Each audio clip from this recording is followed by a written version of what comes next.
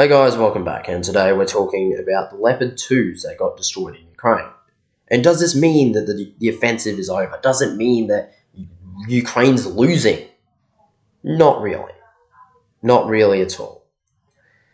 You see, this is something that many of us have been expecting for a long time. All of us actual analysts who, know stuff about armoured vehicles and defensive strategies and all those various different concepts.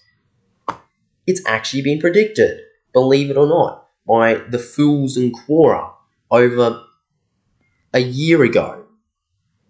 This is the problem, okay? This is just where I need to sit down and go, people, stop carrying on like it's the end of the world. Yes, Leopards got destroyed. Congratulations. That's going to happen in a counter-offensive where you're driving at enemies with missile systems and artillery. That happens. You see, the problem is, ultimately, at the end of the day, Ukraine does have some problems. They do have to make sure that these troops now get combat experience. And this is something that really matters. It's that your crew needs to get the experience now on the vehicles. They've had the training, but they don't have the experience. Another huge aspect of this is also the environment that they're driving through. They're driving through minefields and dealing with that stuff. That, in those situations, they'll drive in single-file convoys, and they tend to be grouped up, which makes them more vulnerable to artillery strikes, which is something that should be dealt with as quickly as possible. But ultimately, at the end of the day, it's just not really worth this, and it really isn't a sign of the Ukrainian counteroffensive collapsing. It's only the start, Ukraine's going to take a lot more losses. As all the Ukrainian generals and that were saying, it's going to be a long, bloody counteroffensive. It's going to be tough. It's going to be hard.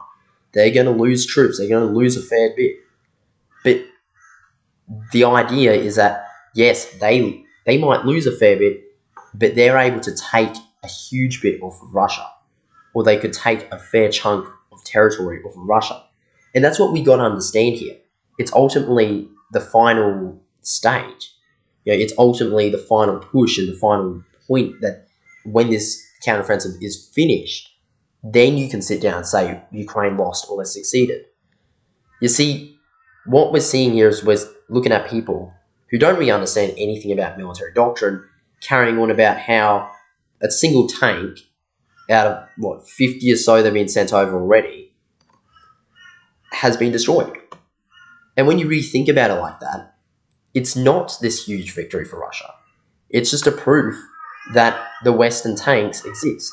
It's just proof that they weren't destroyed, like the Russians said. And the truth is, if Russia was in control of the situation, and if they really were dominating the scenario, these tanks wouldn't be here. These tanks wouldn't even be turning up in Ukraine. They'd either be destroyed in NATO warehouses, or NATO would be too afraid to deploy them and send them into Ukraine, give them to Ukraine as vehicles to use in the conflict. But yeah, that's really it for now. Hope you guys enjoyed. If you did, please leave a like and subscribe. It really helps the channel, and I greatly appreciate it. I really want to grow this one because it's going great.